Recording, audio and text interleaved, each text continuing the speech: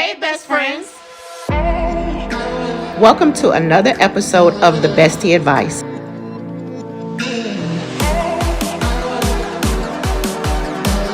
where we discuss all things relationships.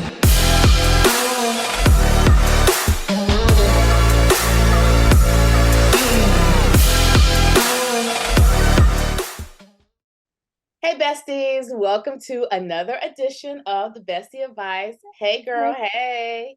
Hey, bestie. So excited. We are just knee deep in our series about all things relationship, really covenant partnerships, relationships. And today's show is going to be just so amazing because we heard you. To our single women, we heard you. And we have an amazing woman of God that is going to be joining us. And she's going to be talking to Kiran and I about being single and satisfied. So we're just so glad that Takisha Jones decided to join us today. Hey, Keisha girl. Hey, Keisha. She's going to really provide some sound wisdom, advice, tips, and things that she employs as a single woman that's satisfied, but yet desires to be married. So for all of our single ladies that are desiring to be married, even if you are married, just lean into this conversation because we know that something is going to be said that is going to encourage you. Yes. I'm just so happy to be hosting this podcast with my bestie, Kiran. Girl, what's going on? Hey, besties out there. Hey, my double F. That's my favorite friend, you all. If you all wanted to know what double F means, that's my favorite friend. um, we just again want to just welcome you all for joining us for this conversation, and we are excited to jump right on in with our special guest, Miss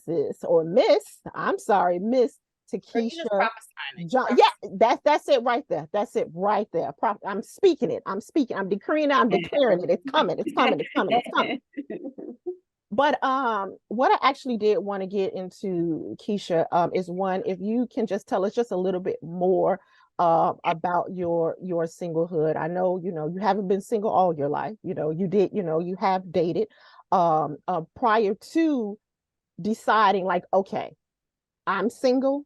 I have accepted being single, and I am content waiting on God. But I know you had to actually get there. I'm sure that did not happen overnight. Well, you just woke up at the day after you broke up with your boyfriend, like, that's it. I'm single. I'm satisfied. And I can do this. So if you could just speak just a little bit more as far as about your story, like when did you actually say, okay, I'm here. I'm here. I'm content. And God, I'm just going to wait on you. Yeah, just to piggyback on what you were saying as far as the journey to get there.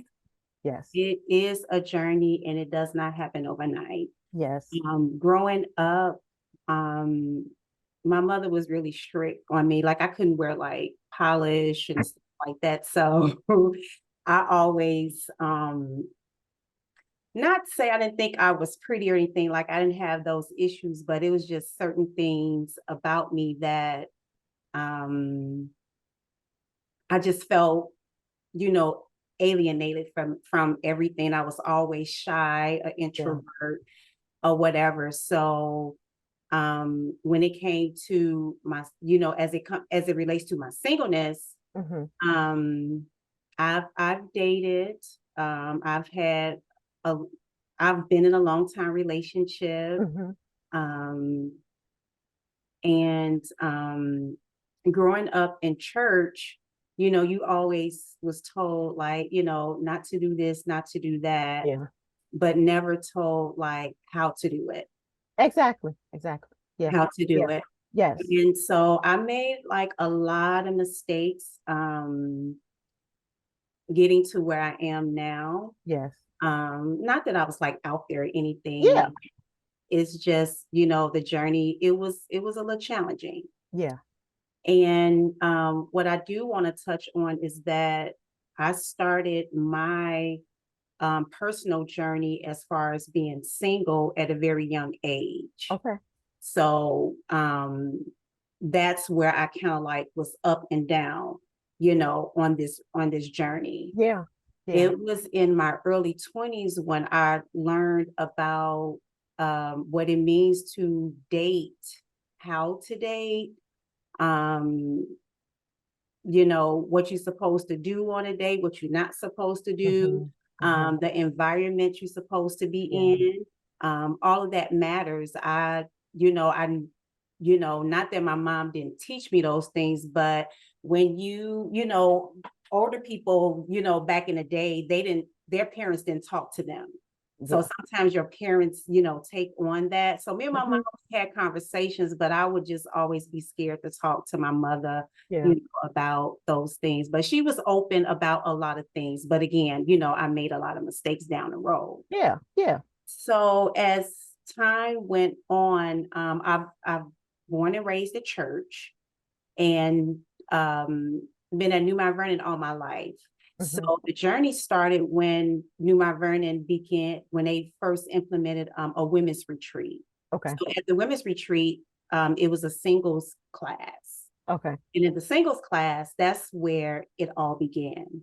And again, I was in probably my late 20s, middle 20ish, when I start learning about the journey, about singleness, be yourself, how to do it, what to do. So it started very young. And because I started so young, as I was going through the process, there was a lot of rejection, because just because you're in church doesn't mean everybody is on the same page. Yeah. And so, gotcha. Yep. Yeah. So you expect, a little more from those that are in church, but it's not always that, the case. Yes. Yes. And so with my journey, going to church, I knew of God, but I didn't know God, specifically for myself. Yeah. And so as, we went on a retreat, I learned so much, and I was excited about starting this new journey of abstinence, being saved and single. Yeah. And I found that being in a community really helped. Yes. Because after you come off of those type of highs, you have to be able to go somewhere else to be able to maintain that. That is good. That's good. That's good. Because it's easy to be away with, 100, 200 plus women, and then come back. Now it's you and God. Me and God trying to do this thing. So as the journey went on, I began my journey as learning, growing in God, knowing who I am, my worth, knowing my worth, and, just, working on myself. That was in my 20s. So I started young. Yeah. So with dating, it was a little challenging, because at the time, because I'm 51 years old now. I can't tell. Can't tell at all. Can't tell. Right. So much. And so at that age, that was not popular. Yeah. Keeping yourself was not popular. That's not popular at this age. It's definitely not.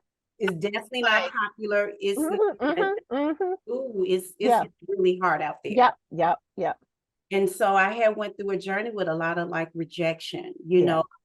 I was dating, but because we, couldn't do certain things, eventually they left. Yeah. And so I found myself kind of compromising as I was going along. I didn't know how to deal with that rejection. Yeah. What the rejection was. Right. It was my protection. I didn't know at that time. Right. So moving along with, in my, late 20s, I'm in my 30s now. And now I'm serious. I know God, I'm learning about him. I'm excited. I want to keep myself. I never heard the term dating to be married. So I was going to, me and some of my single friends, sisters were going to different singles groups.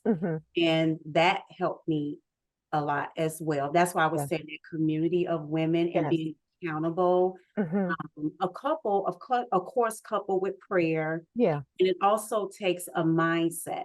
You have to have the mindset. You have to have the desire to want to be kept. And it's not always about sex, but it's just about your mindset. You know, accepting who you are. Can you handle the rejection? You know, it could be challenging because you desire, you know, the desire. And what I learned along the journey is that I couldn't allow the desire to overtake me.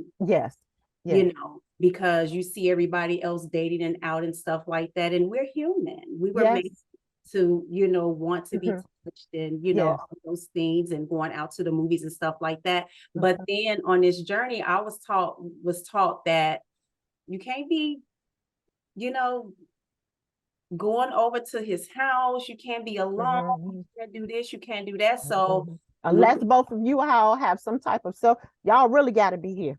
You do. Y'all got to be here and here. You do. And so that was a challenge in itself too.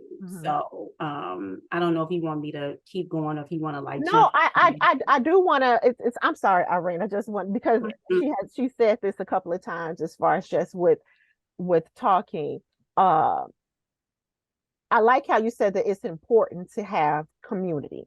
Women of like minds that's around you. Yes, your girlfriends can be dating, some of your girlfriends can be married, but actually having a specific group of women who are single and who are on that same journey, I believe is very, very, very important. Because women out there, single women out there, when you get tempted, just because you have made that commitment, I still believe you're gonna get tempted. The enemy is sneaky. He is really, really sneaky. He can't get you this way. I mean, that way, whatever way he can try to get in. So I believe that it is very, very, very important that you all have that community of women that's around, or for men, community of men around you of like minds. But I kind of want to just kind of shift things a little bit, even with that. What are some of the things that you all do, or if you can share some of like the activities that you do, you know, some of the things that you all do together to kind of take your mind off of it, like, hey, I'm focusing on me, we focusing on us. What are some of the things that you and your girlfriends do? Going to the movies, going to plays. My therapy is, of course, working out, and going to different plays and different concerts and stuff. Like shopping, of course. Self-care, you know, massages and things like that. And the conversation is not so much as like keeping your mind. And I think everybody, this misconception of just keeping your mind or you keeping busy so you won't think about it, it's not even like that for most women. You know, I speak for myself. It wasn't like, you know, with me and my girlfriends, we sit up talking about like, oh, I just want to be married, or I'm just trying to keep myself focused. It's not like that. Again, it just has, it has a lot to do with your mindset. You know, and when you said something that the community is not going to always be a single woman that's maintaining, or a single woman that's probably, you know, going down the right path or whatever. I still have those women that that was not on the same page, but that didn't deter me from what I wanted to do, because I was on that path. That's so good. Again, it has a lot to do, you know, with your mindset. So, you know, just going to different classes, learn about, you know, being debt free is just a thing, you know, debt, working on your emotional piece, you know, your sound mind, your spirit, your body, how to take care of yourself, you know. So it's so many things that you know, that we do. Yeah, That's that's what good. I was gonna say. The That's same good. thing Mm-hmm. with Mm-hmm. around the community, but I was kind of answer my question because like our podcast is really about relationships, particularly friendships, right? Mm-hmm. And Mm-hmm. so really just thinking like, a community is really, a group of women, a family or men, but Mm-hmm. people, a tribe. And so, you have your tribe of women, but everybody is different. And like you said, everybody is not in the same place. So I was going to ask you, but you kind of answered this. So your tribe is mixed up of a lot of different people. And I'm very happy to hear you say you have your own mind because everybody does not have your best interest at heart. And they can be in your tribe and they could be tipping, and dipping and still in the church. I mean, I'm just saying, and be trying to say, girl, it's okay. God knows. But I'm encouraged that you're saying, no, I'm going to do what I want to do, even though my tribe, this is my community. So that community is very important. Now, when you say community, were any married women in this community, or just everybody was just single? Absolutely. That's a good question. So yes, I have an array of friends, saved friends, unsaved friends, married friends, because that also taught me, like, what do you all do? How do I prepare for marriage? Yeah. How do you, what do you do? Yes. How does that look? So being able to have that mixture, it just brings like a balance. Right. Bring a balance. So that's very important. I have a lot of sisters that's married. Yeah. Yeah. And it doesn't get in the way of our friendship or anything. But yeah, so it's definitely a mixed community. And I like that because it also encourages other women that watch me. And a lot of women come up to me and say they watch me. And I know people watch you, but I just be amazed at like how they're actually watching and say, well, what is it that you're doing? I always wanted to be like you, like your poise, your this, your that. But, and I never knew that. And it was just that authentic side that, hey, let me tell you, this is my journey. And I was just always authentic with it. I wasn't trying to act like I was like this super saved single person that like didn't fall or had challenges along the way. So a lot of my friends that even that's not saved or even saved and, may be challenged, we talk about those things and encourage each other and, go through with each other, with prayer, reading scripture, and again, it just all has to do with the mindset and the desire to want it. Yes. You know. Yes, that's good. So, I do want to ask you, so what are some of the perks of being single? We over on the married side, we say, well, one of the biggest things people always say, well, you can have sex, you got legs next to you, you got that's this much. Right. That's that much. But yes, you do have someone that you can confide in. Hopefully you can confide in them, y'all. Y'all need to be able to confide in your husbands, y'all. But someone you can confide in, that better friend. Yeah, we have our best friends and our good girlfriends, but having that better friend, that one is gonna give you like that raw advice, that raw wisdom, that ain't gonna sugarcoat nothing. Yeah. We have that, someone that you can grow old with. That's some of the perks that we have. But then with being single, I believe that it's perks with being single as well. And some people are in a rush, like, no, I want to get married. But look at all this goodness that you actually have over here. So what do you actually believe are some of the perks of being single? Some of the things that you should actually be embracing, like, girl, you single. Do you realize you could be doing this, and this? Join us next time for part 2. Thanks for joining us today. See you next time.